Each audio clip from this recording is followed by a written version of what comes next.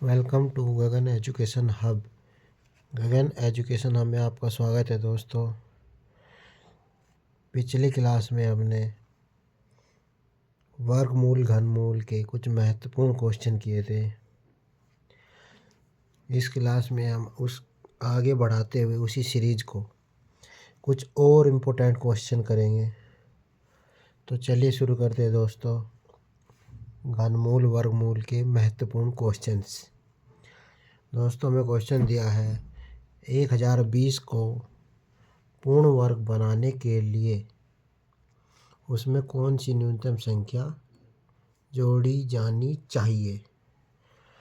तो इसे समझने के लिए हम छोटा सा एग्जांपल लेंगे दोस्तों। मान लेते हैं कि कोई संख्या ले लेते 27 में अगर क्वेश्चन ये होता कि 27 को पूर्ण वर्ग बनाने के लिए उसमें से क्या घटाया जाना चाहिए, तो इसे कैसे करते दोस्तों। इसमें हम पहाड़ा पढ़ेंगे 4 चौक 16, 5 पंजे 25, 27 के 5 पड़ता है 25, तो 5 पंजे 25, तो यहाँ 25 होता और यहाँ भी 25 होता तो पूर्ण वर्ग बन जाती। यानी कि इसमें 2 ज़्यादा है, 7 में से 5 गए 2, तो 2 वो संख्या है जो हमें घटानी चाहिए। यदि हम 27 में से 2 घटा देते हैं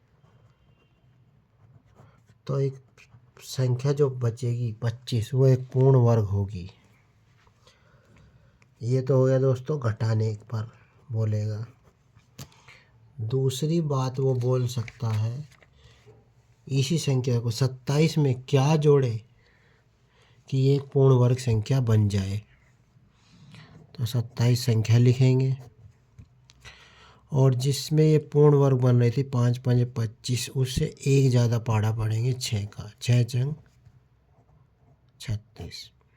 तो 36 में से 27 घटाकर देखेंगे, 16 में से 7 गए 9, तो यहाँ पर अगर 36 होता तो यहाँ पर भी 36, तो पूरी पूर्ण वर्ग संख्या बन जाती। लेकिन यहाँ पर 27 है जो कि 9 कम है। यदि 27 में हम 9 जोड़ देते हैं तो यह 27 में 9 जोड़ने पर जो संख्या प्राप्त होगी वो एक पूर्ण वर्ग बन जाएगी। 27 में अगर हम ये 9 जोड़ देते हैं तो 36 अपने आप में एक पूर्ण वर्ग संख्या होगी। तो इसी तरीके से यहाँ पर ये क्वेश्चन, 2 तरह के क्वेश्चन बनते हैं दोस्तों। एक तो 10-20 को पूर्ण वर्ग बनाने के लिए इसमें कौन सी न्यूनतम संख्या जोड़ी जानी चाहिए, या फिर पूछेगा कि कौन सी न्यूनतम संख्या घटाई जानी चाहिए। तो जोड़ने के लिए हमेशा कुछ ना कुछ इसमें ऐड करना होगा, तो हमें एक पहाड़ा ज़्यादा पढ़ना होगा। तो संख्या को लिखते हैं 10-20, पीछे से जोड़े बनाएंगे और पहाड़ा इस पे पढ़ेंगे।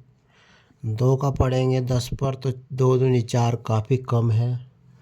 फिर 3 का पढ़ेंगे 3 तिया 9, तो उसके पास बैठता है 3 तिया 9। 10 में से 9 गया एक, अगला पूरा पेयर उतारेंगे जोड़ा और इसका हमेशा डबल करेंगे। अगर हम 1 का पढ़ते हैं तो 61 होगा, काफ़ी कम है। फिर यहाँ पर अगर हम 2 रख के करते हैं, 2 दूनी 4 और 2 छक 12, तो 120 से थोड़ा ज़्यादा बैठता है। इसका मतलब यहाँ पर 4 होता तो ये पूरा कट जाता और ये एक पूर्ण वर्ग संख्या हो जाती। तो यहाँ से 124 में से 120 घटाएंगे तो वो संख्या मिल जाएगी जो हमें इसमें 10-20 में जोड़नी चाहिए। तो ये आंसर तो हमारा है 4। 4 वो संख्या है, यदि 4 को हम 10-20 में जोड़ देते हैं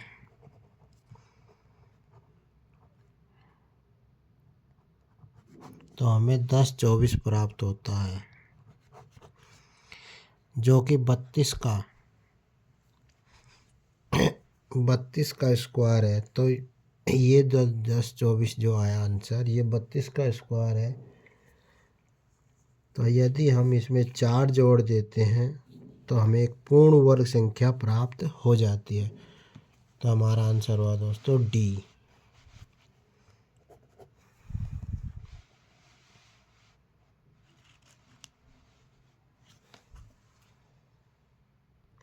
नेक्स्ट क्वेश्चन दिया दोस्तों, क्वेश्चन मार्क की पावर 3 बराबर 4913। तो क्वेश्चन मार्क के स्थान पर क्या आएगा? तो मान लेते हैं क्वेश्चन मार्क के स्थान पर x संख्या होगी, तो x की पावर 3 लिखेंगे बराबर में 414913। इधर से पावर हटती है तो इधर क्यूब रूट लग जाता है। 4913 का क्यूब रूट, इसका क्यूब रूट निकालना है। तो इन चारों में से एक ऑप्शन होगा या इनमें से कोई नहीं होगा। तो बारी बारी से हम इनको चेक करेंगे। यदि हम 27 गुणा 27 गुणा 27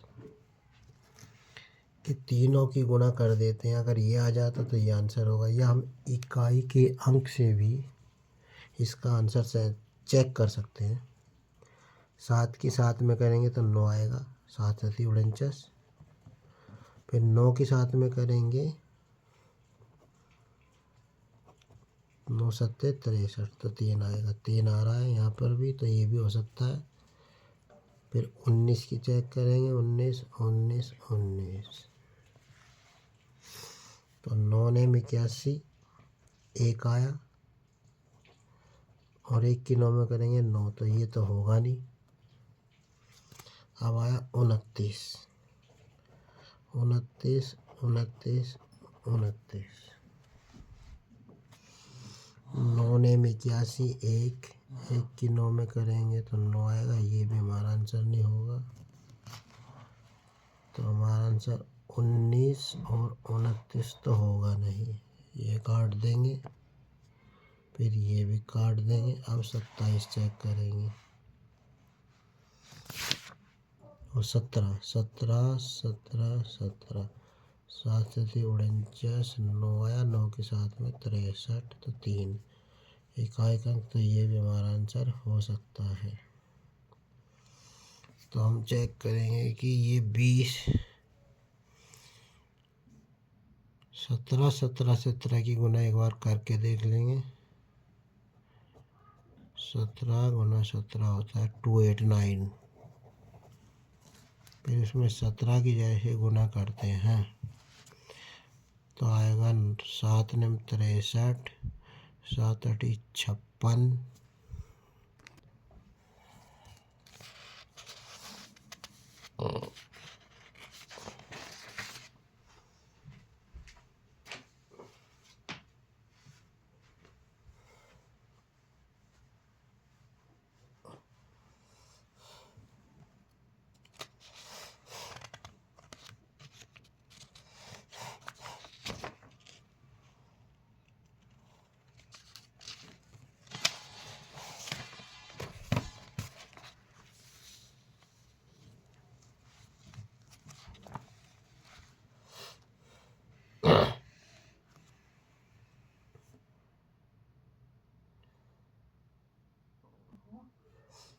अगला क्वेश्चन दिया है दोस्तों, √24 प्लस √216 अपॉन में दिया 96। तो इसको सोल्व करना है।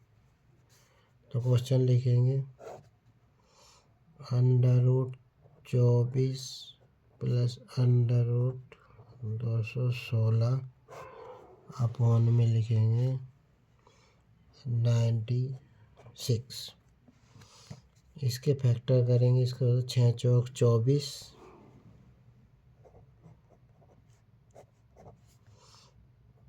इसके करेंगे 6 × 6 × 6, 6 छंग 36 सिक्का 216, और इसे करेंगे 16। जब सबको 6 में किया तो इसको भी 16 गुना 6 करेंगे, क्योंकि यहाँ से इसका रूट होता है, इसका नहीं होता, तो यहाँ से तो 2 आ जाएगा।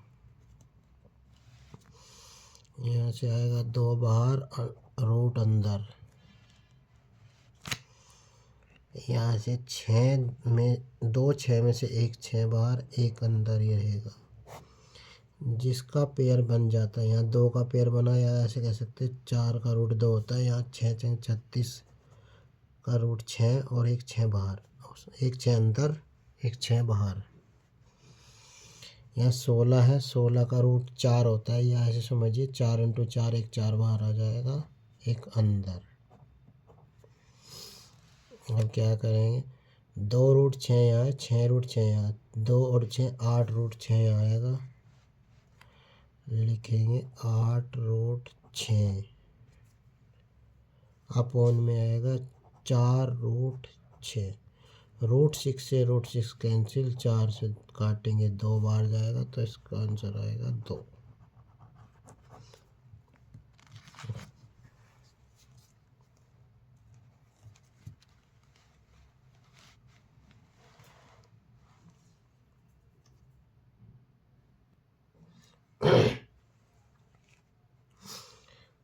नेक्स्ट क्वेश्चन दिया है दोस्तों, रूट के अंदर, क्यूब रूट के अंदर दिया 4 4 सही 12/125 किसके बराबर है। तो इसे सोल्व करेंगे। तो इसे सोल्व करने का तरीका क्या है, 4 सही 12/25, इसकी मल्टीप्लाई इसमें करते हैं, तो 125 चौके 500, ये ऐसे करेंगे।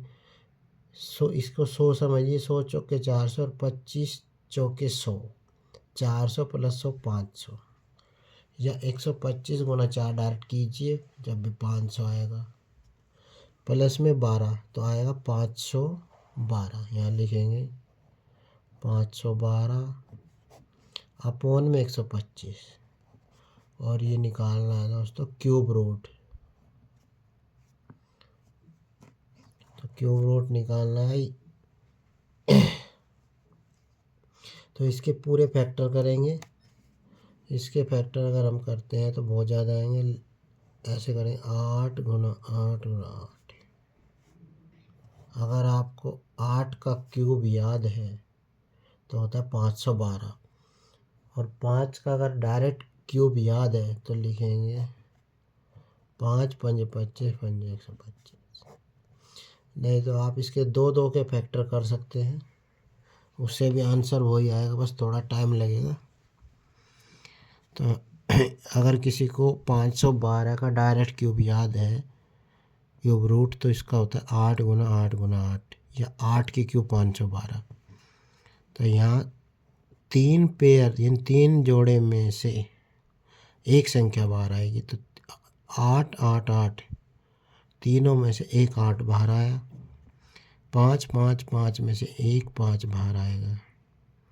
तो इसका आंसर आएगा दोस्तों 8/5। हमारा आंसर क्या है, 8/5। Option number A.